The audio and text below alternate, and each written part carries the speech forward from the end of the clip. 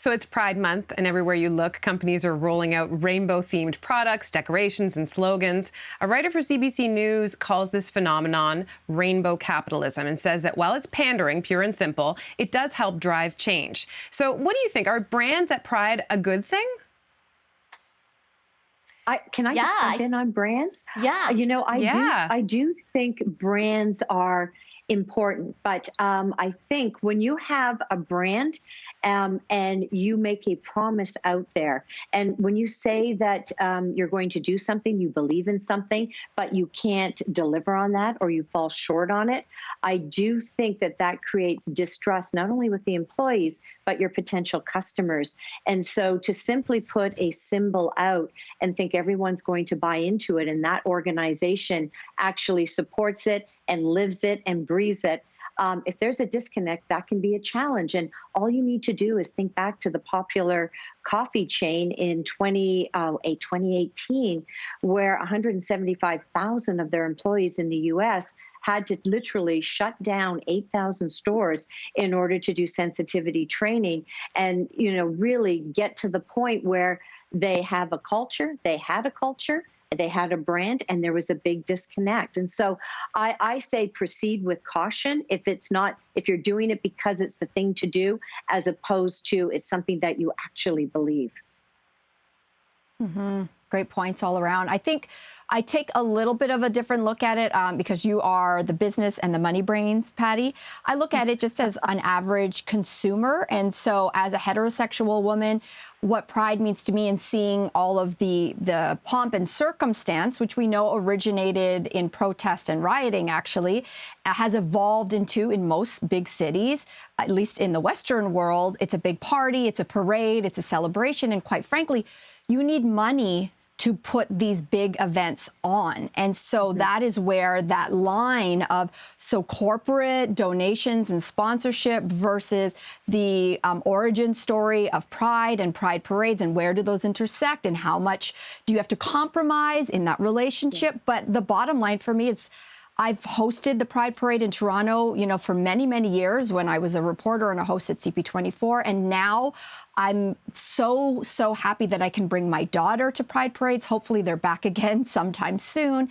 And the idea of showing her that this is the ideal, it's not always perfect, alluding to our first conversation, but you need money. It's almost like the more money you have, the wider the messaging can go. Because if the opposite happened, which was no corporate sponsorship, no money, no businesses on board, then what would that look like? And how many people can you get the message out to? So I think there's a little bit of compromise and dancing that has to happen here.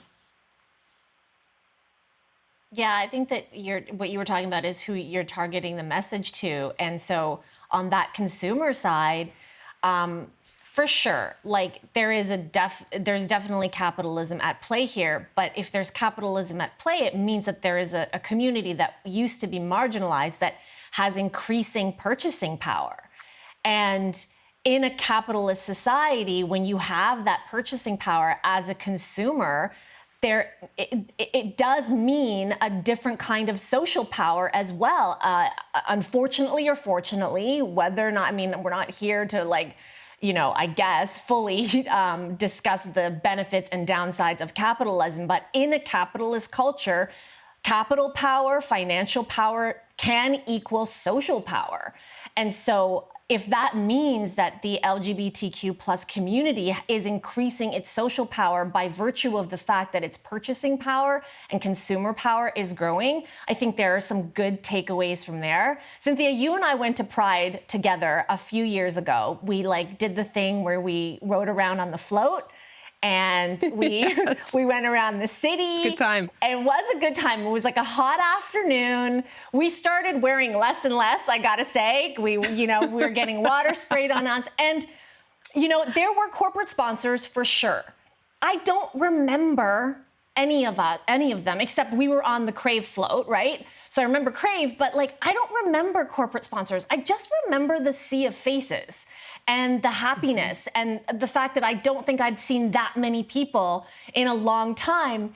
And I think I want to focus on that as a takeaway of like how people feel like for that community that is being targeted. Is it meaningful to them? Do they feel seen? And I think that you can't quantify that, right?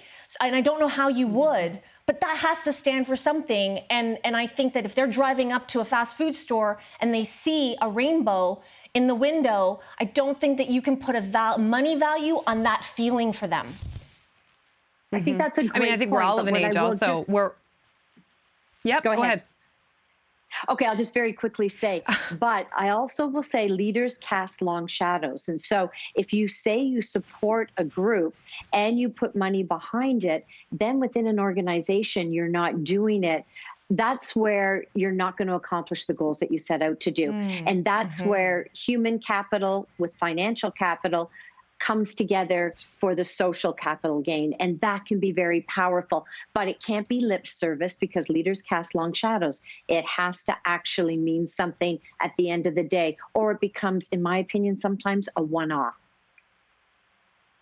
I'll just say quickly, I agree with you entirely. I do think we all remember a time, though, when there was no corporate recognition of Pride, maybe among small, like, community stores. But so we've lived through a time when there was no acknowledgments, and I think we never want to go back to there. So if there's a bit of excessiveness, even with some insincerity, I think the buyer will become aware of that quickly. What I've loved is, Mel, you mentioned your daughter and taking her to the Pride Parade. I remember taking Jaya. We didn't want to go into the parade area because I'm claustrophobic, but we did wander around. We got some cookies, and